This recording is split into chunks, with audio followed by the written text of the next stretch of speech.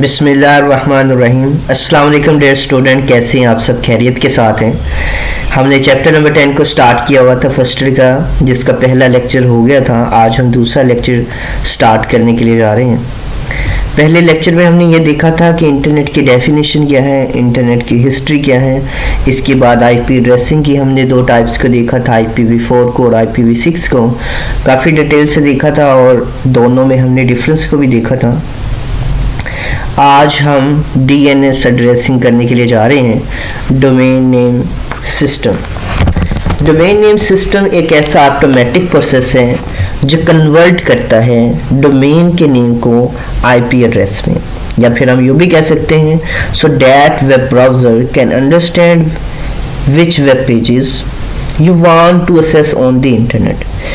Domain को याद रखना ह्यूमंस के लिए आसान काम है। वेबसाइट के नेम को याद रखना ह्यूमंस के लिए ये एक आसान काम है, लेकिन उसके IP एड्रेस को याद रखना ह्यूमंस के लिए सबसे मुश्किल काम है।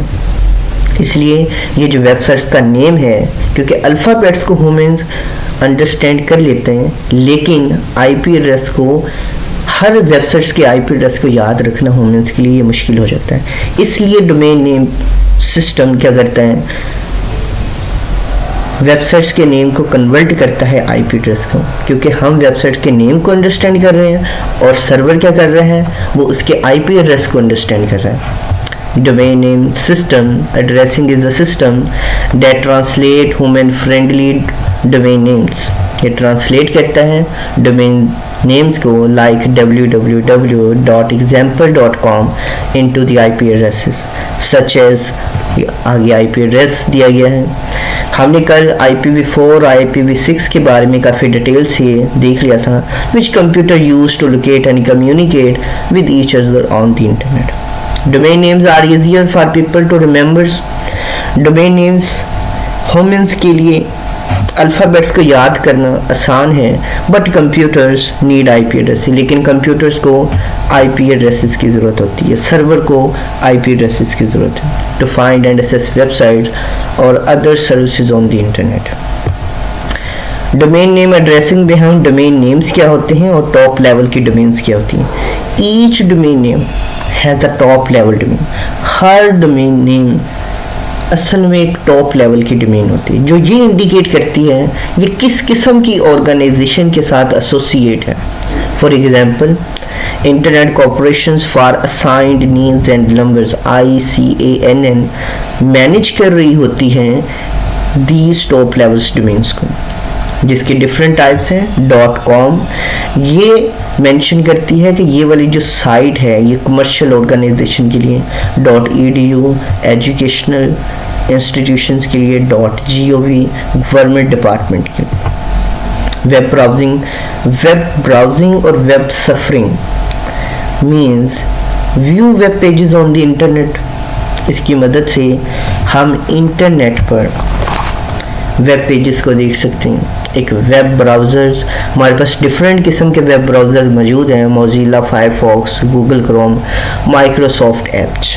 ये सॉफ्टवेयर्स हैं जो ये परमिशन देते हैं कि यूज़र्स को कि इन ब्राउज़र के ऊपर आके वो इंटरनेट पे अपनी रिक्वायरमेंट्स के मुताबिक डिफरेंट किस्म के कंटेंट, डिफरेंट किस्म के प्रॉब्लम्स को देख सकते हैं, सॉल्व कर सकते हैं, जैसे असेस कर सकते हैं, व्यू कर सकते हैं, explore the content on websites.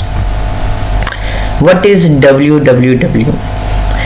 ये कोई वेबसाइट है, या फिर हम यूं भी कह सकते हैं कि ये कोई एडिशनल सर्विसेज है जिसको हम देख सकते हैं अगर इंटरनेट कनेक्ट होगा।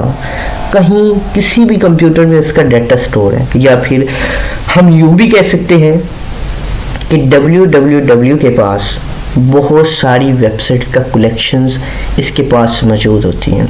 Also called the web was launched in 1990 at the European Particle Physics Laboratory CERN to provide the collection of documents that can be accessed worldwide. These web pages are stored on the computer connected to the internet. Internet अगर हमारे पास होगा, internet connect होगा, तो हम इन web pages को देख सकते हैं।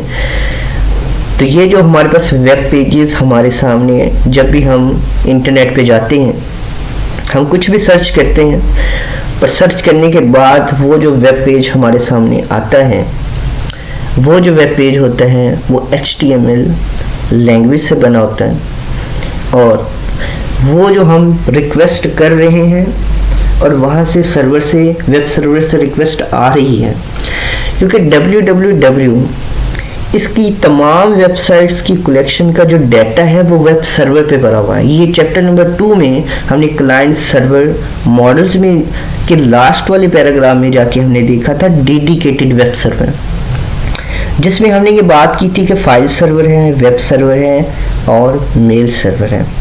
हर सर्वर जो है वो अपने अपने डॉक्यूमेंट्स को या अपनी अपनी चीज़ों को मैनेज कर रहे हैं, जहाँ पे, क्योंकि यहाँ पे हम www की बात कर रहे हैं तो यहाँ पे वेब सर्वर की बात कर रहे हैं। इसका मतलब यह है कि वेब सर्वर तमाम वेबसाइट्स की कलेक्शंस को मैनेज कर रहा है। अगर हमने किसी वेबसाइट्स पे हमने कोई एक्सेस लेनी है तो मुझे HTTP की मदद से रिक्वेस्ट सर्वर को सेंड करनी पड़ेगी, और HTTP ही उस रिक्वेस्ट को हमारे सामने शो करवाएगा। हाइपर टेक्स्ट ट्रांसफ़र प्रोटोकॉल्स और hyper text transfer protocol secure, क्योंकि हमने दोनों का डिफरेंस चैप्टर नंबर 2 के अंदर देखा था। The web pages are document connecting using the hypertext transfer protocol to link them. Web server क्या होते हैं? वेब सर्वर, जैसे कि मैंने आपको पहले ही बता दिया कि वेब सर्वर के पास तमाम वेबसाइट्स का कलेक्शंस के डाटा मौजूद होता है, और ये सिर्फ वेबसाइट्स को ही मैनेज कर रहा होता है। एक web server is the computer program that uses HTTP hypertext transfer protocol to store information for user on the internet. It may have the following features. Web server क्या करता है? ये स्टोर करता है information on websites that are published 24 hours a day, provide faster access to internet pages, host services from home web pages. ये इसके different features हैं। What is the URL?